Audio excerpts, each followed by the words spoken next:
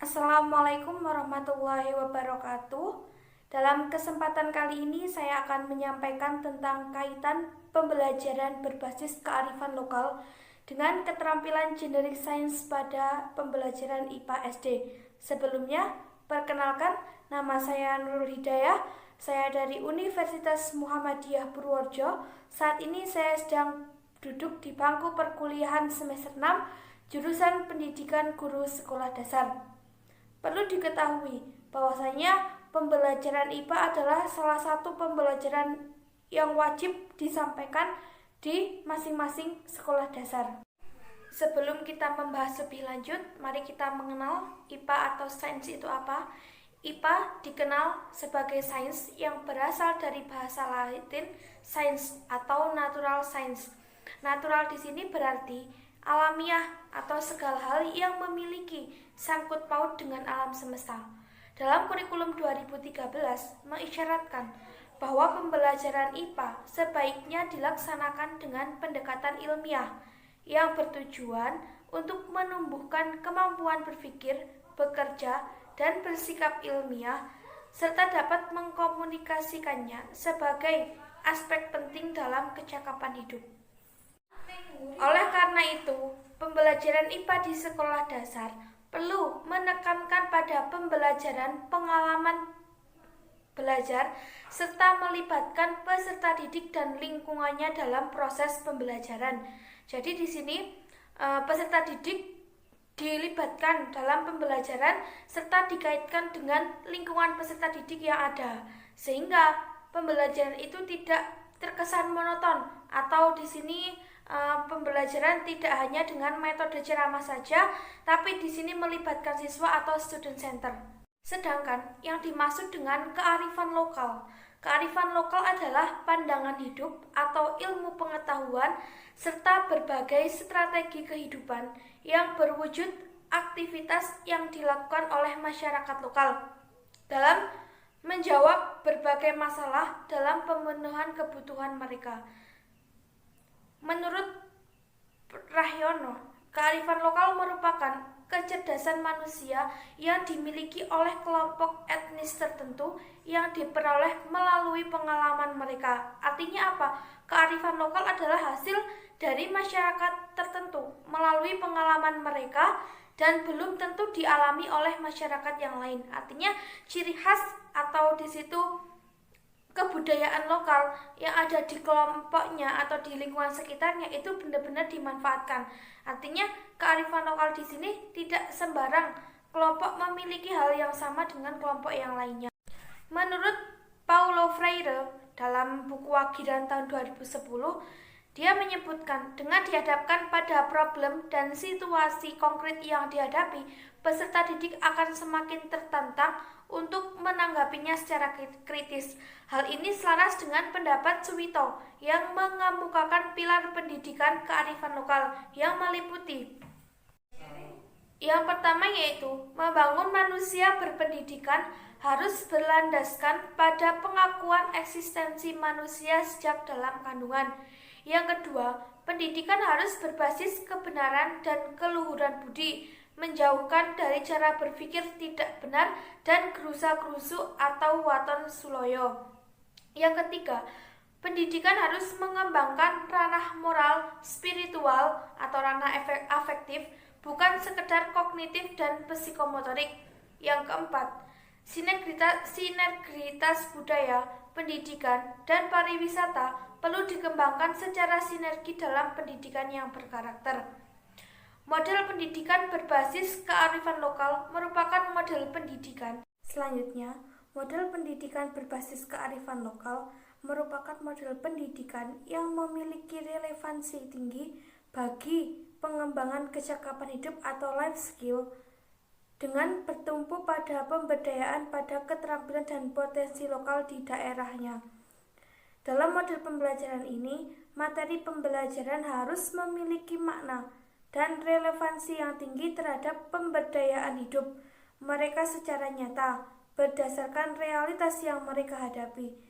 Kurikulum yang harus disiapkan adalah kurikulum yang sesuai dengan lingkungan hidup, kondisi, minat, serta kondisi psikis siswa serta memperhatikan kendala-kendala sosiologis dan kultural yang mereka hadapi. Yang keenam yaitu inferensi logika. Inferensi logika di sini adalah kemampuan dalam memahami masalah berdasarkan logika dan berargumentasi. Yang ketujuh yaitu hukum sebab akibat. Hukum sebab akibat di sini adalah kemampuan peserta didik dalam menjelaskan penyebab terjadinya suatu fenomena.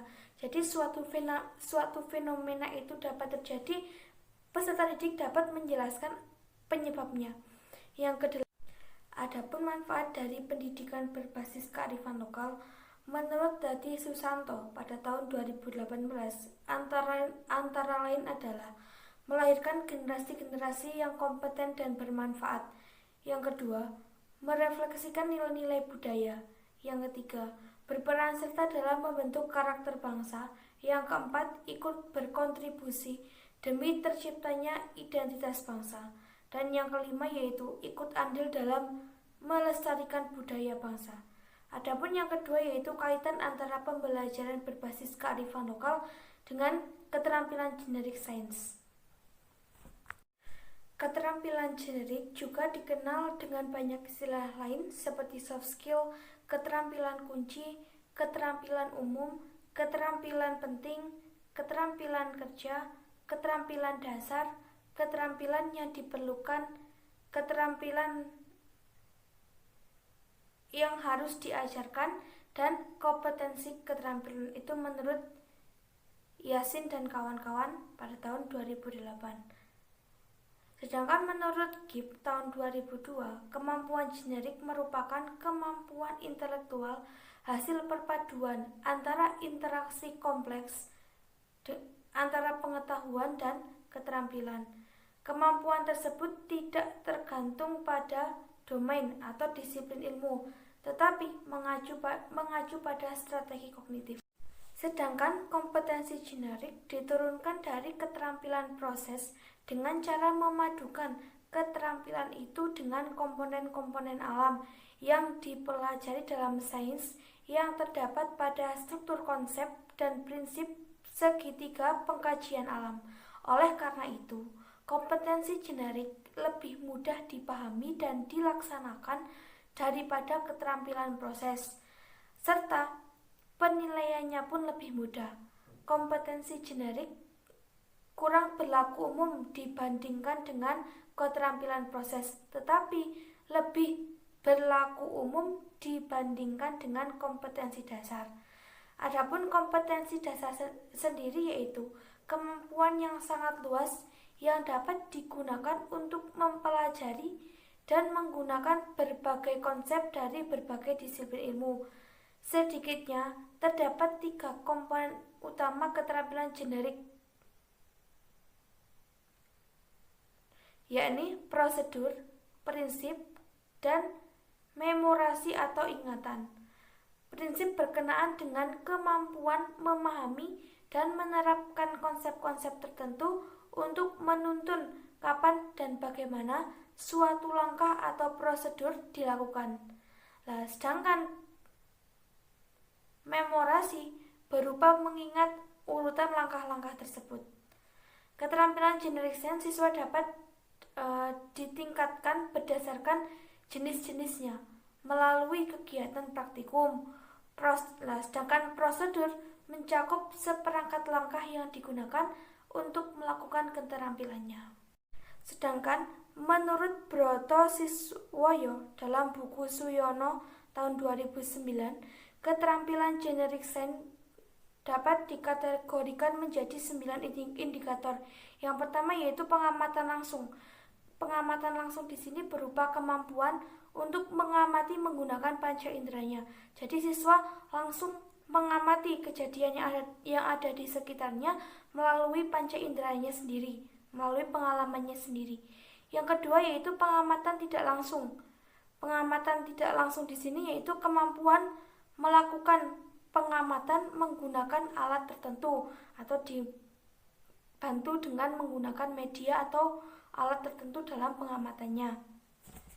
Yang ketiga yaitu kesadaran tentang skala. Kesadaran tentang skala di sini adalah kemampuan peserta didik untuk membandingkan ukuran dua objek yang berbeda. Artinya, peserta didik dapat membandingkan dua objek yang berbeda.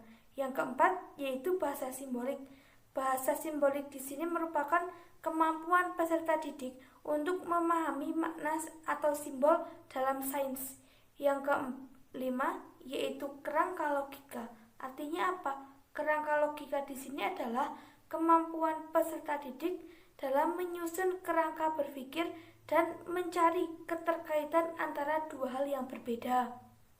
Lantas, bagaimana kaitannya antara pembelajaran berbasis kearifan lokal dengan keterampilan generik sains? Melalui pembelajaran berbasis kearifan lokal di sini, peserta didik mampu memanfaatkan serta mengembangkan potensi yang ada di lingkungan sekitarnya.